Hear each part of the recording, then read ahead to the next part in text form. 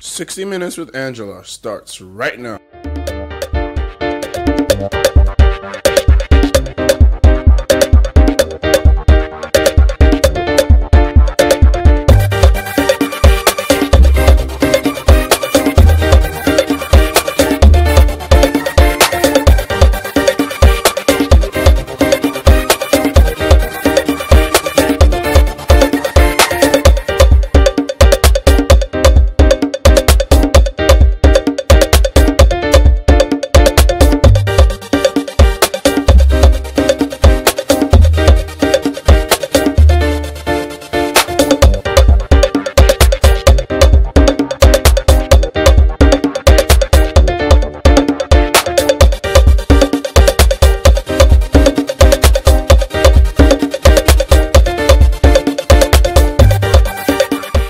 I'm surprised that my host today is actually in office. I thought by the time I got to his office here in the Senate for this interview, he would have been detained for failure to produce the man that he stood surety for to the tune of 100 million naira bond.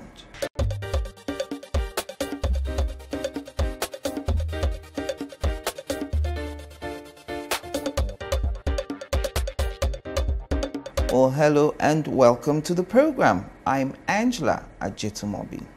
He's a ranking senator. He's been in the Senate since the 29th of May 2007, which means he's on his third term. He's a former deputy governor of Abia State, one of the 5 states that make up Nigeria's southeast geopolitical zone. My host is also the leader of the Southeast Caucus in Nigeria's Senate. Senator Enyinnaya joins me now on 60 Minutes. Thank you, Senator, for coming on My the pleasure, Angela. I was surprised, coming in here. I actually thought that you would not be in office. The federal government now saying categorically that the leader of the independent people of Biafra is in your custody and you should produce him. Well, let me just say that I don't know whether it's the federal government saying that or some people saying that. What I think really is that some people are being very economical with the truth. Yes. What has happened is fairly simple. We were in court on the 17th of October when Nnamdi Kanu was supposed to be in court. And prior to that time, of course, it's common knowledge. Everybody knows that there was an exercise by the military, and they had gone to his place. And since then, nobody has been in touch with him. I haven't been in touch with him since then. And I was in touch with him by the 23rd of August, when I invited him to come.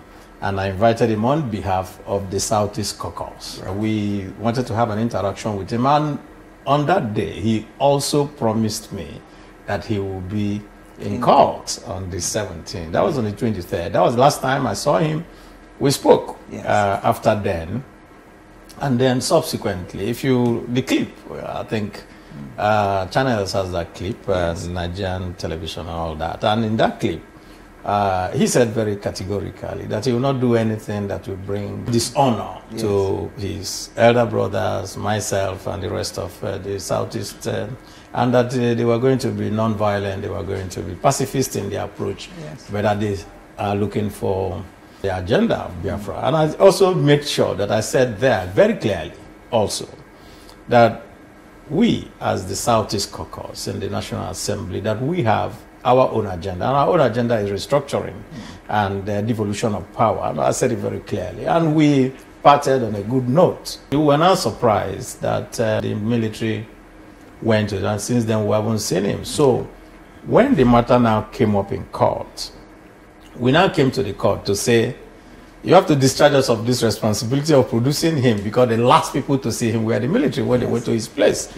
They have already frustrated our ability to be able to produce him, because our ability to produce him depends on nobody else going in to commit an act that will make it impossible for us. Are you aligning yourself then with the argument that with the military going into his residence, the military is in possession of him?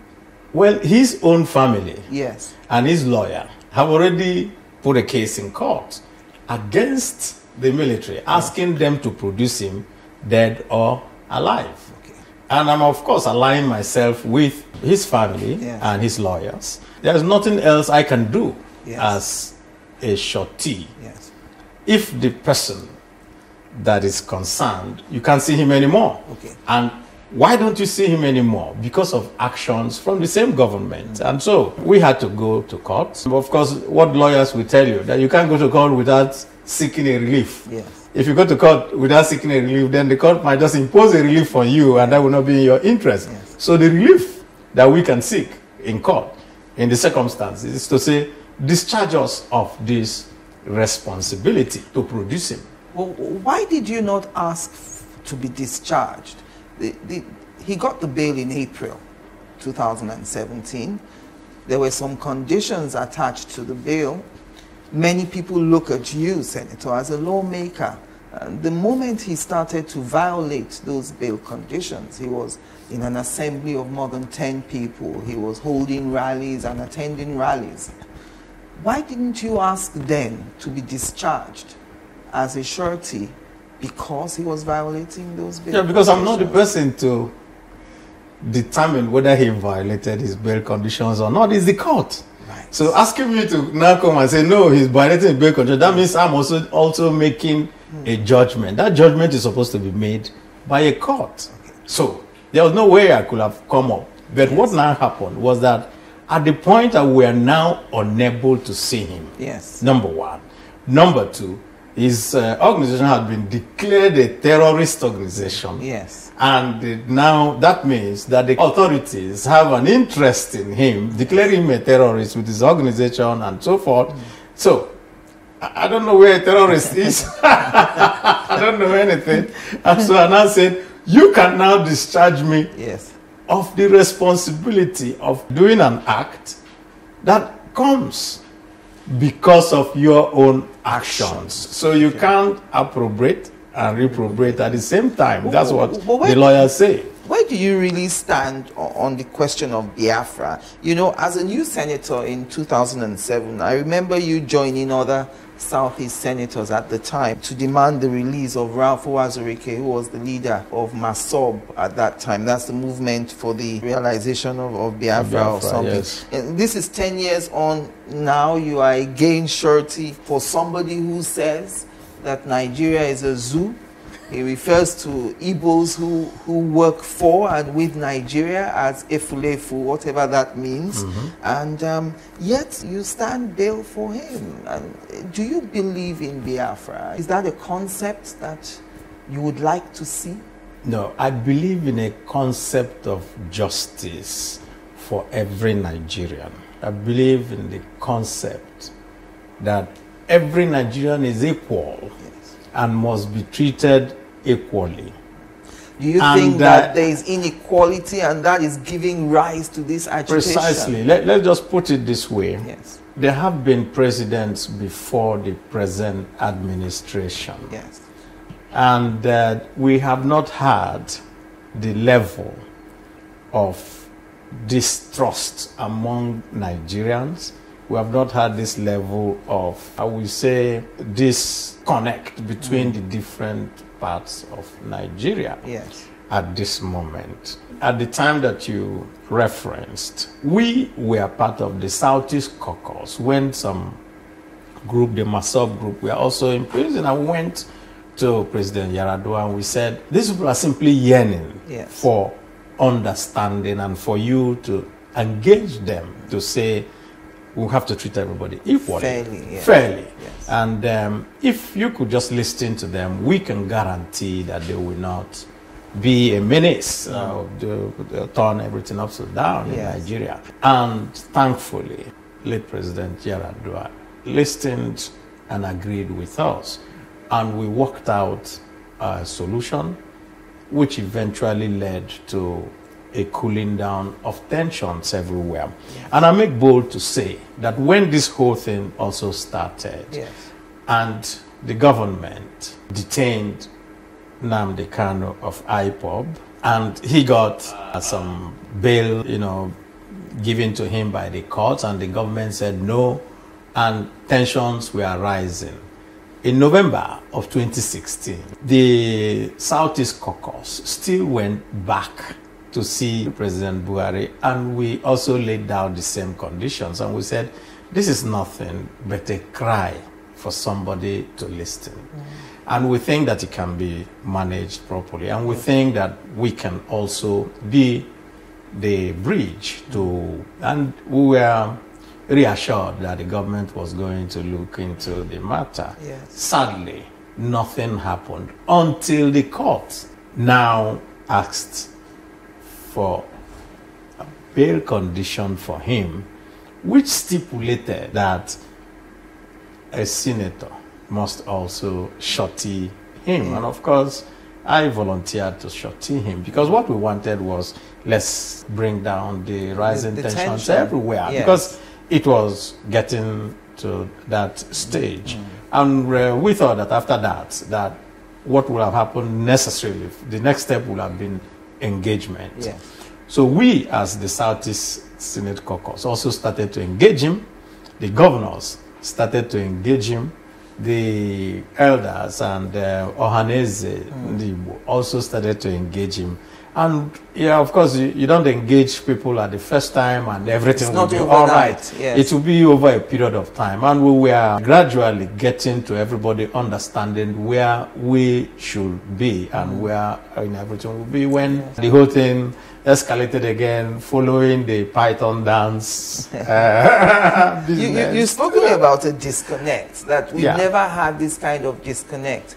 Recently, the leaders in the Southeast were in the villa to see the president, and he laid out what he thought. It showed that the Southeast wasn't marginalized.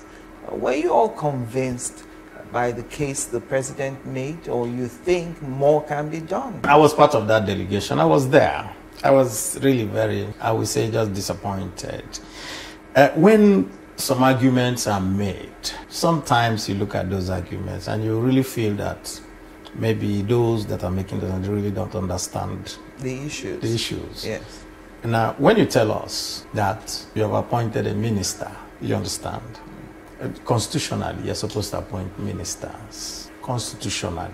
Then when you now tell us, oh, I appointed minister, and this is a full minister, this is Not minister of state. state.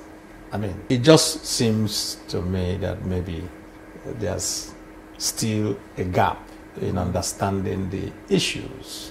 And then, of course, the president went ahead and told us that, that they're doing a coastal rail. Coastal rail doesn't pass through Southeast. That they're doing coastal highway. It doesn't pass through Southeast. I thought the Minister for Transportation, Rotimi Amici, was saying that they had included some stops in the Southeast. Yes, he said so. But then, I already had a different issue with that earlier. And that has to do with the rail line as they are. There's a western and there's an eastern rail line. And all you need to do is, if you're going to build standard gauge, you also build standard gauge this way. Of course, we have been told that the president is negotiating another loan to do the eastern rail line. But let me put it this way. It's not just about infrastructure. I think it has far more to do with the so-called body language. When somebody really doesn't get what you are doing, or Yes. you will know. I've thought deeply about this question before asking, will the Southeast be reassured? For instance, if President Buhari came out to say, you know what? In 2023, the Southeast must produce the president. No, I do not think that is the issue. The issue is beyond saying you get this or you get that. Yes. The issue is like telling you that I'm a part of what is going on is so easy. And I will just give you one example. Yes. In 1979, just 9 years, is it, After the end of the Civil War in 1970, President Chagari was looking for a vice president. And there were so many areas he could have chosen, but he chose to come to the Southeast and take a vice president. That symbolism is what is actually the matter. For President Buhari, what we see is a detachment and attitude of not bothering about what you think. And I also use our meeting with him to give an example. We met, the one we met in November. Yes. Because in this particular one, it was the Ohaneze president that spoke. But I didn't speak. Yes. In the first one, I led that delegation and I spoke. And we said, listen, if you check every part of Nigeria, after the indigenes, the next group will probably be Igbos. Because we are spread all over this country. We help to bind this country together. We invest everywhere. And now you have this security architecture. You have this whole thing about Nigeria. You must let us have a sense of belonging and be part of you. For one reason, for the mere fact that you had gone to make a statement in New York that you don't care about those who didn't vote for you, you only care about those who voted for you.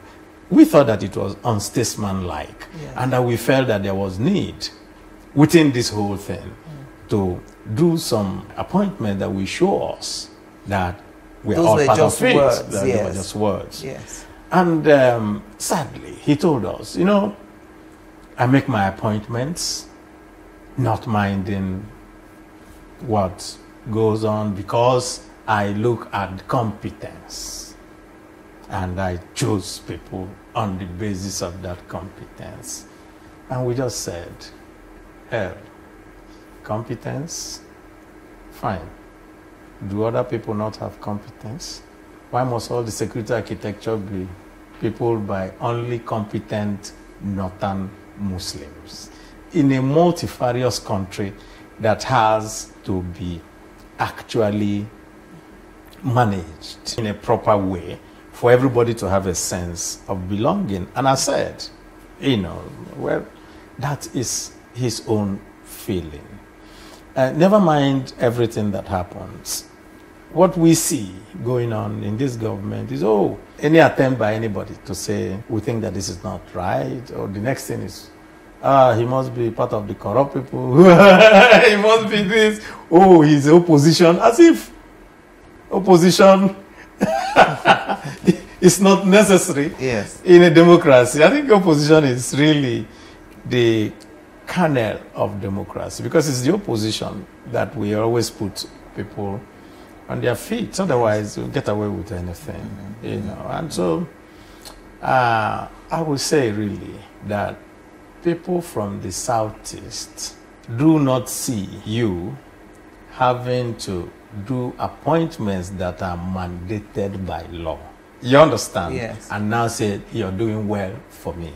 In fact, it is when you go out of your way to do those appointments that are not mandated by law, then they feel appreciated. And I will just give you one example. Secretary to government. At the point at which they started doing every appointment, everybody thought, okay, this will help us. Yes.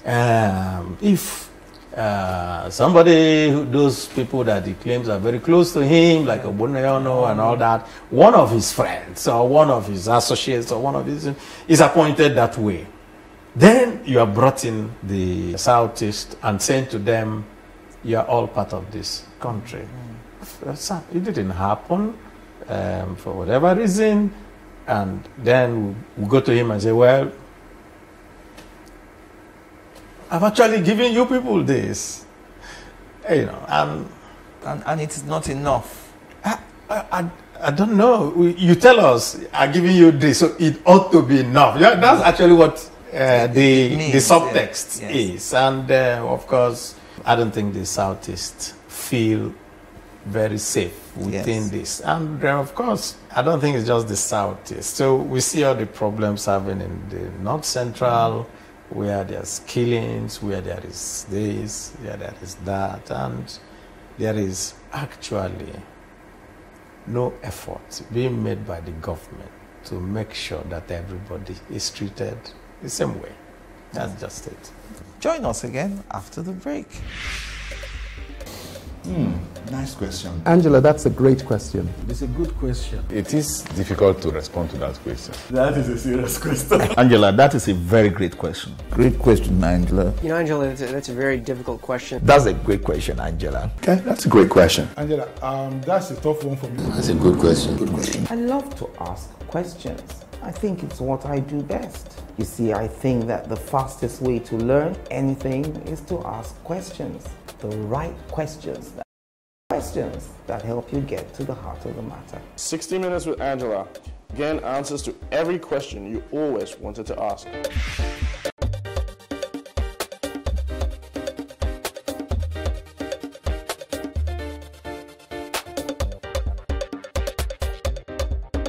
Welcome back. On my hot seat today, the leader of the Southeast Caucus in Nigeria's Senate, Senator Enyinnaya. I want to talk to you about what I call the Senate overreach of itself. The first thing, the directive to banks to unfreeze accounts belonging to the former First Lady, Patience Jonathan. I mean, does the Senate have the right to order banks to unfreeze an account? No, the Senate has the right to urge the executive arm to do the needful. So I don't. It wasn't. So it wasn't it's an interpretation of the papers. The paper simply said direct. No, we usually urge, and it came out of something that's fairly also straightforward. Yes. The matter came up. The banks were invited. The Attorney General's office were invited. The complainant came with a court order to say the court has actually asked that my accounts be unfrozen. Yes. And yet, nothing has been done, and somebody is saying to them, don't even entertain it. Don't entertain a legitimate court order. So yes.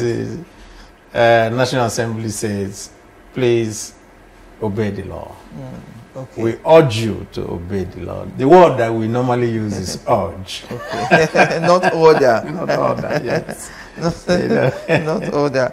All right. And then the second matter is on this matter of the president as petroleum minister. Looking at section 138 of the Constitution, which provides that the president shall not, during his tenure of office, hold any other executive office or paid employment.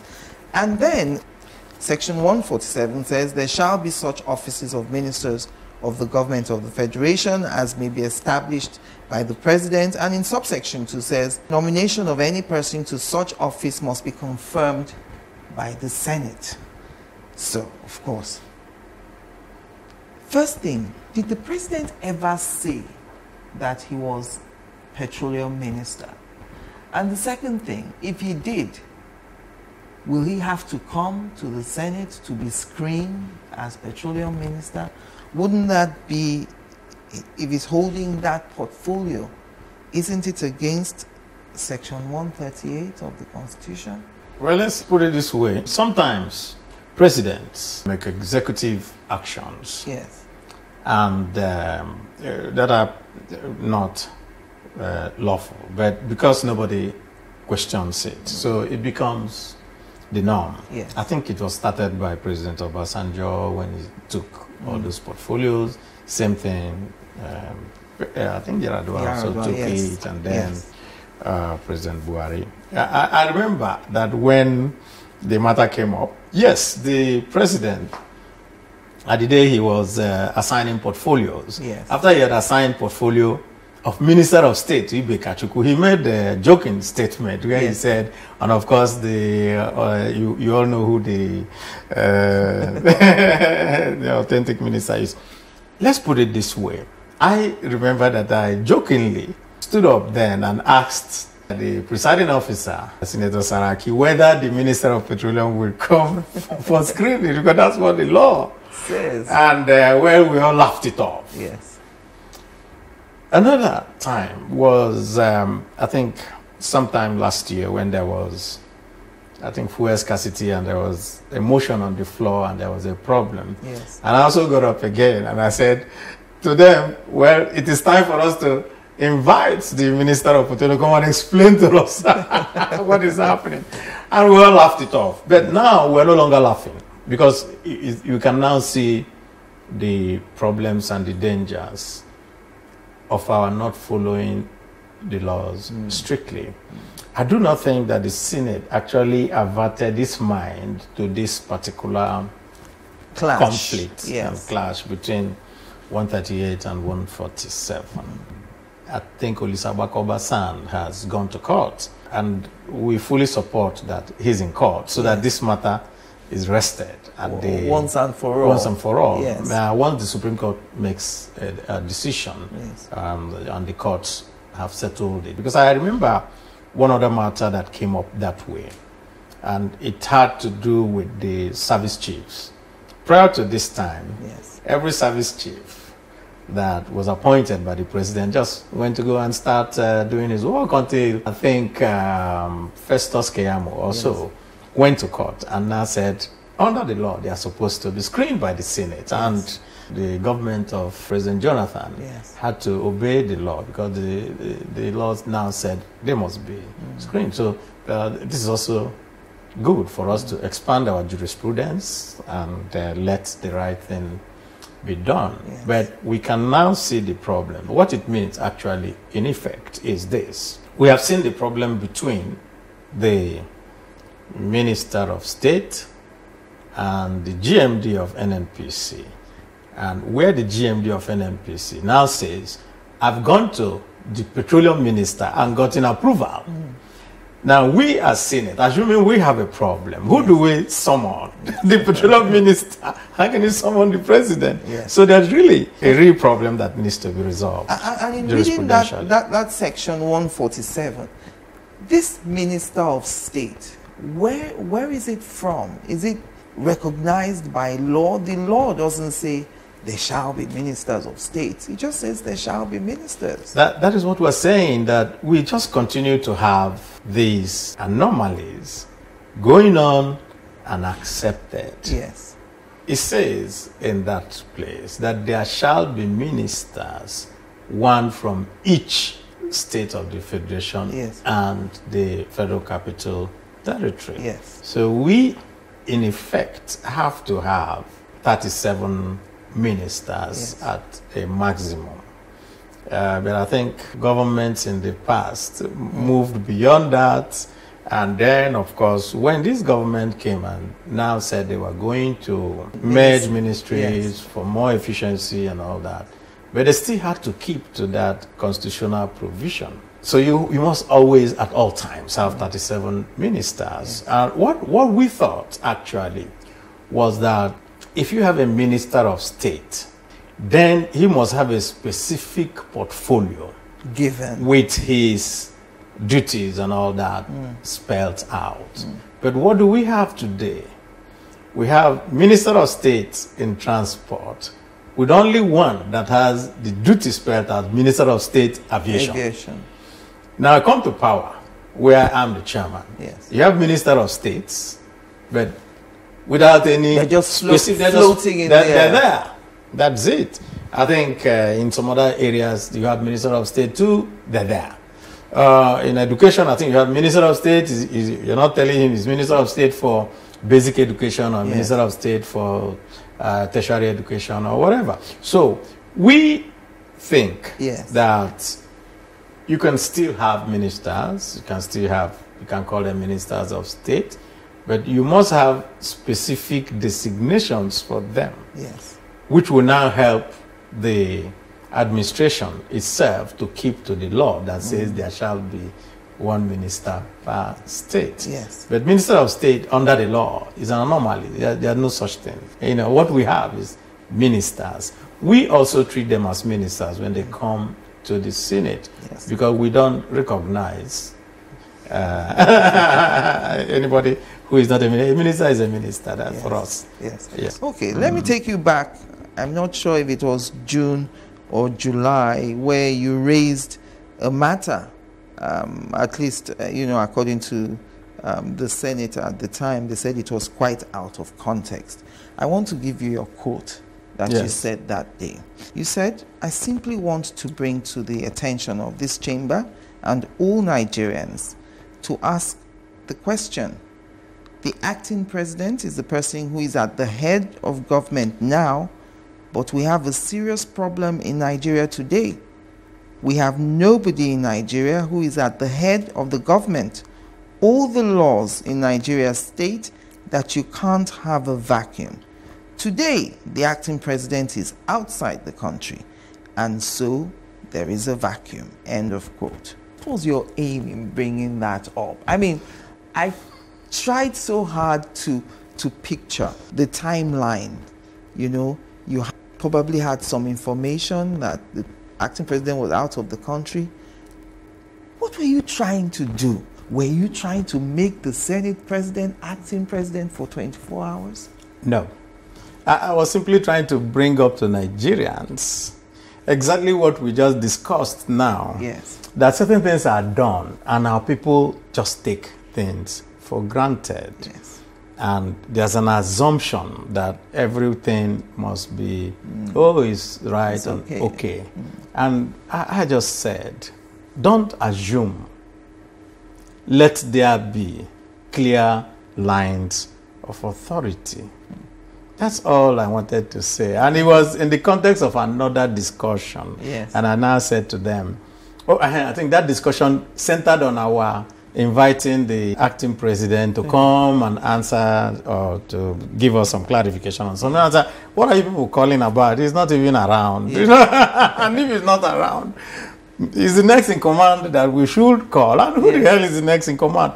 We don't even know. Yes. We don't know. Never mind everything, but it doesn't matter. There's a clear hierarchy Yes. in the country, and we know from point to point where it is. Yes. But then, if you don't point it out that there is a clear hierarchy, I'm saying this with all due sense of responsibility. Yes. At the moment at which we were having that discussion, there was the fear in Nigeria that decisions were being taken behind the clear line of authority. Yes. And we felt that this country should not be run by people that we don't know and who are not in the chain of command. Yes. So there was no such thing like bringing anybody there. You know, the point really is this, and I've made this point before. Yes. This is a democracy. And you can't have a democracy without having Democrats. In other words, anybody who is elected and who is in office in a democracy is assumed to be a Democrat. Yes. But when you now go behind and you're doing things that got nothing to do with what the clear lines are, then we are going to fall into some anarchic situation. And Democrats are supposed to rise up and say, no, let it not be so. One of the things, most of the time, of course, people misunderstand your whatever you have. Because I got people call me from the villa and say, oh, you want to remove us? I was like, no, because did you people really understand what I was saying? When you raised the question, it also brought to my mind the issue that Section 145 talks about when the president is going away on vacation or is leaving for whatever reason, he transmits. If the president has transmitted and there is an acting president, if the acting president is going to, let's say, the AU or the D8 or a conference abroad, what does he do? Does he also have to hand over, or in attending the AU, is that part of his duties as president? Well, your guess is as good as mine. That was why we try to raise up those things to say that those issues can come up. Yes. There's also a possibility that the acting president can fall sick. What happens? You understand? Yes. And suppose the president is sick and is outside and the acting president falls sick and needs to also go outside. What would happen? Would there be a transmission? From the acting law president? does not say that there can be a transmission from an acting president to another person. It's not there. That's a vacuum. Well, that's what I'm saying, that when you point out this type of things Yes. and say, let us take all the possibilities into account, people won't read all manners of meanings to them, because we have been here. I was part of the members of the Senate at the time at which there was no letter transmitted. Yes. And we ran into stormy waters here. And I was part of those who said, let the right thing be done. Yes. We formed a group, that we call the Nigerian Interest Group, and we lobbied, canvassed to make sure that the right thing is done, which is to let the vice president at that time now be acting president locally. That has settled that matter. So at no time have we seen such a thing recur. If that thing didn't happen, maybe by now we will still have some people thinking that they don't need to do the needful when the time comes. All right. Join us again after the break.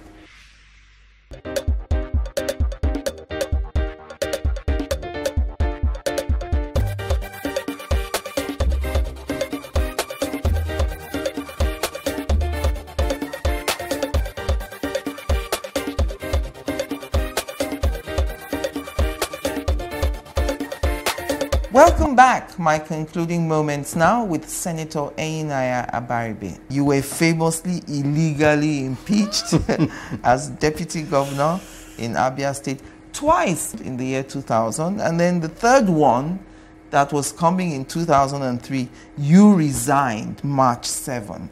You called it medicine after death because the impeachment came days after you resigned. How did you manage to thwart that attempt to spoil your political record? What happens in politics is also fairly straightforward. When you see that everything is ruined against you, and you see that, so you take the option, you take the best option. So at that point, I was already in another party. I was in ANPP. The governor was still in PDP. Okay. He went to PPA after. Now, and the first impeachment had gone, it didn't work. They lost on the floor. The second impeachment, they also lost on the floor. Now, by this third one, I had already gone to another party, and there was absolutely no need to continue to be there. Yes. So I resigned on the 7th, and I think it took them by surprise, and they didn't know what to do. 14 days later, on March the 14th, they purported to meet. And they say, oh, we have impeached him. Of course, there's a process of impeachment. The process of impeachment is that you must send a letter, the person responds. Yes. If you don't agree with the response, you set up a panel, then the panel meets with the whatever, gets all the details, sends a report. Yes. And it's on the basis of that report that the voting can be done. Of course, they didn't bother to go through all that. They just went ahead and now said, oh, all of us who are here, we have decided that we have impeached him. Yes. It was all for one reason. And I'll tell you the reason. It was just all for one reason. Because, I mean, from 1999, everything was okay. Why did the governor suddenly not want you in government again? I think that's a question that he will answer, not me. Because I didn't see any reason. Yes. And I didn't know about any reason. And I wasn't first.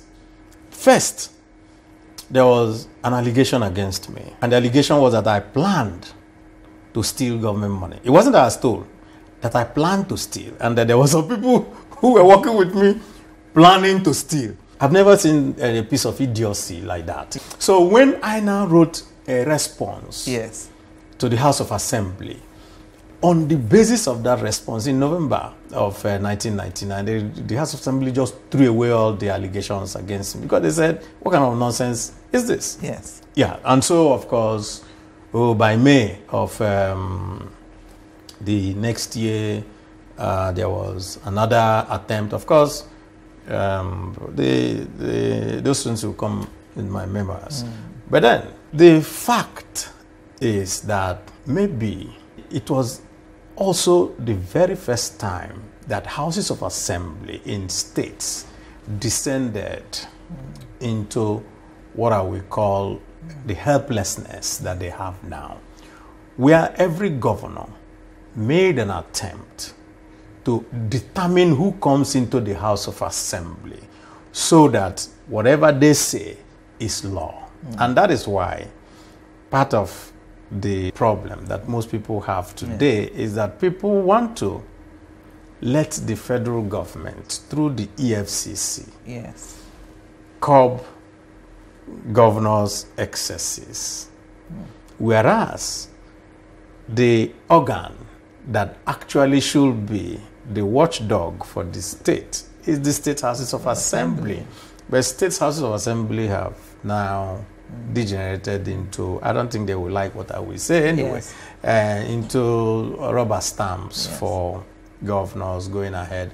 There are some good governors, there are some who didn't do well, but of course, every governor you meet and former governors will tell you, oh, we did the best and all that. But the jury, of course, is out. We know those who did well. We know those who converted the resources of the state into their own. I can just tell you one that was the problem between me and the state governor then in Abia. They were doing a free health scheme. Now, everything is perfect with a free health scheme. Very good if you're doing free health. But how did you fund the free health? You get every local government out of their allocation to pay 1 million naira. That's not free anymore. Just a minute. Into an account. And from that account, you buy a few things. Now, there are 17 local governments in Abia State. So that's 17 million. million. So it's 17 million. Now, were they using 17 million to do free health? So you have one ambulance and a few nurses and one doctor, and they go from one local government to the other. Blood pressure. And they say they will do blood pressure, they do this. Then they say, oh, it's a headache, you give the person paracetamol. So, where was all that money going to?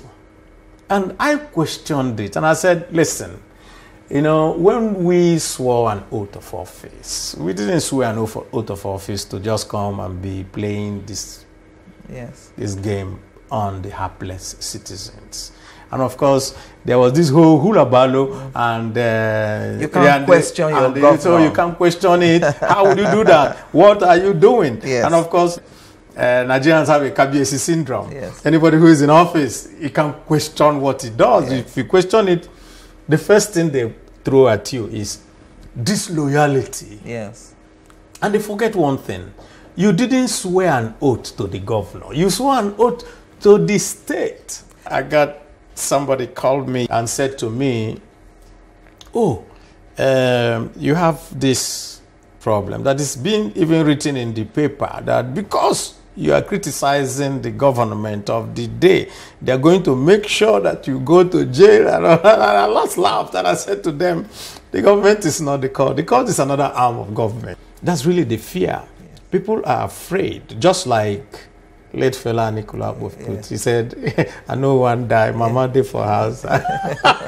Nobody wants to die. Nobody wants to. And so because of all that fear, it makes people who see that they can change society by saying, this is wrong, this is the right way to go. Society cannot grow if you don't have people also challenging things that government is human beings too, like you and me, making decisions that ostensibly might look good, but may not be in the interest of the citizenry. And I can just give you one example.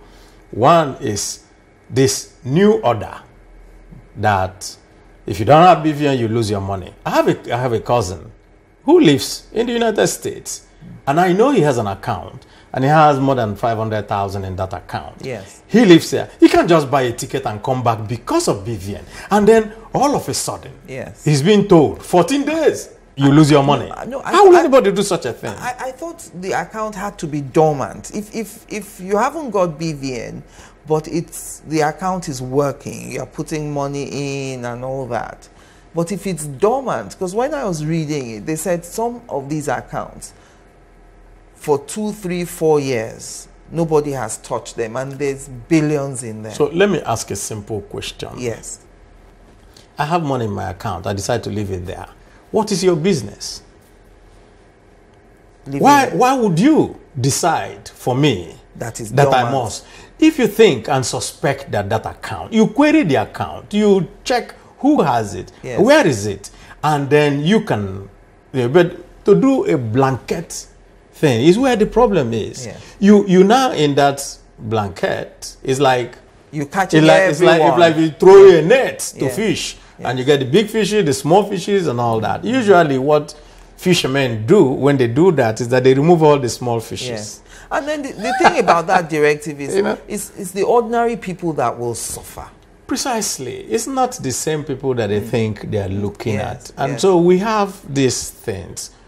Might be well-intentioned, but we must question it. Yes. And then when you question it, somebody wakes up and says, it is all these corrupt people that are questioning. I mean, it doesn't make sense.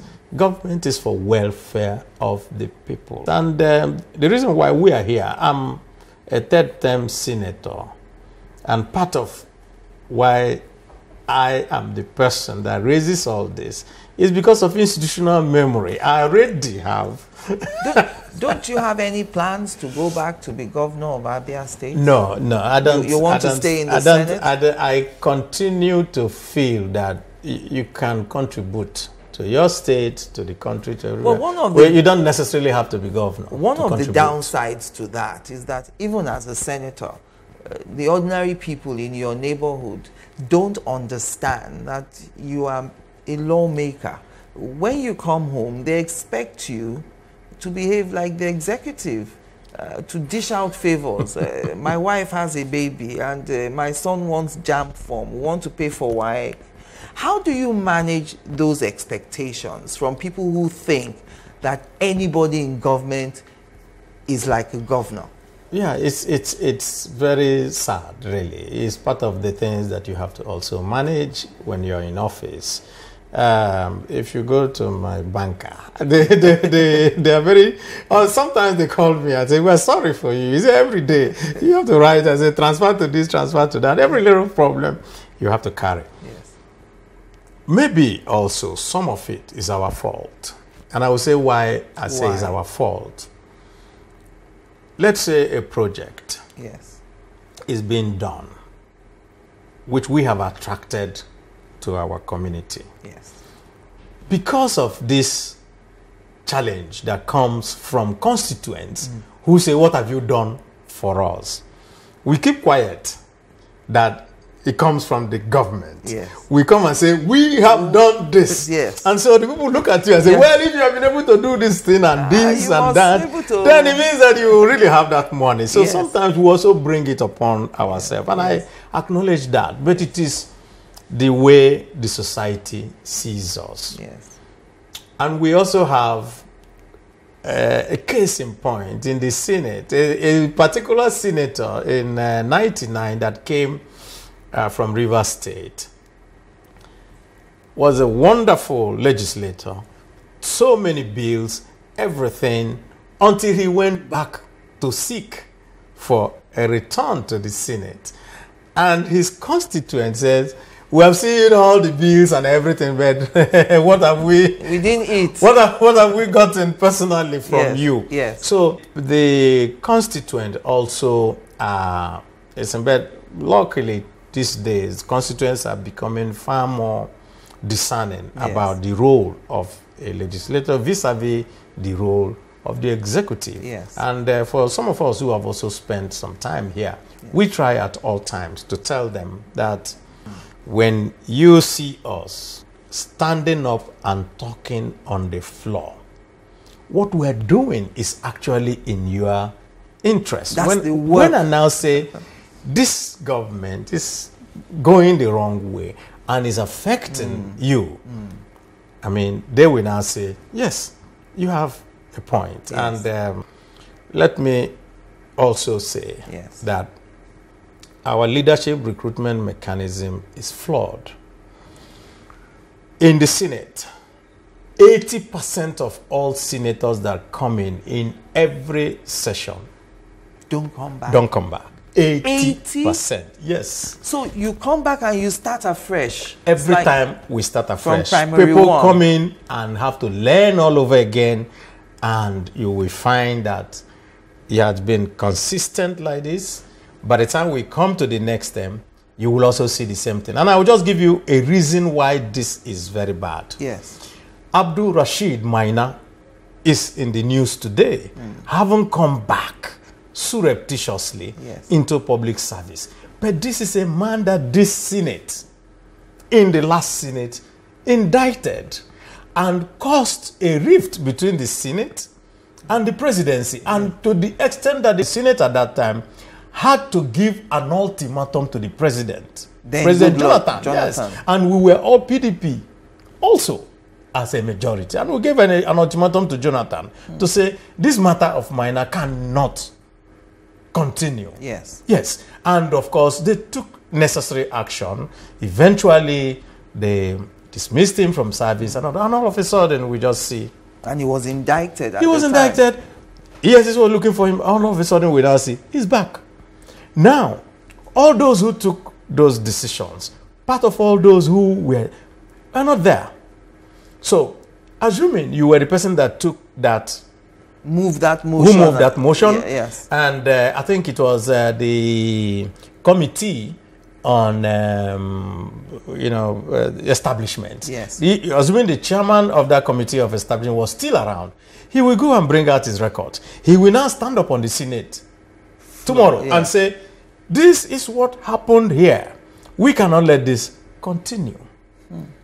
But what happens today? Yes. Nobody, they didn't come back. There's no records, so to say, except if somebody decides today to say, let us have the records. The answer from that time and start looking at it and try to determine. And of course, it's going to take time. Yes. Meanwhile, the matter is raging in the eye of the public. And the public is going to be looking at the Senate and say, you took this decision. Why is the Senate quiet? Yes. And of course, the executive actually has continuity. The PAMSECs are there, the directors are there, every other person is there except the political head. Yes. And so whenever you come, they will let you know this is what and how it is. Yes. And so the legislature is in a disadvantage compared to the executive. That's what happened. Thank you very much, Senator Abayiwe. It's been enlightening having this conversation with you today. It's my pleasure, Angela. Thank you very much. My pleasure. And thank you for watching. I'm Angela Ajitumobi.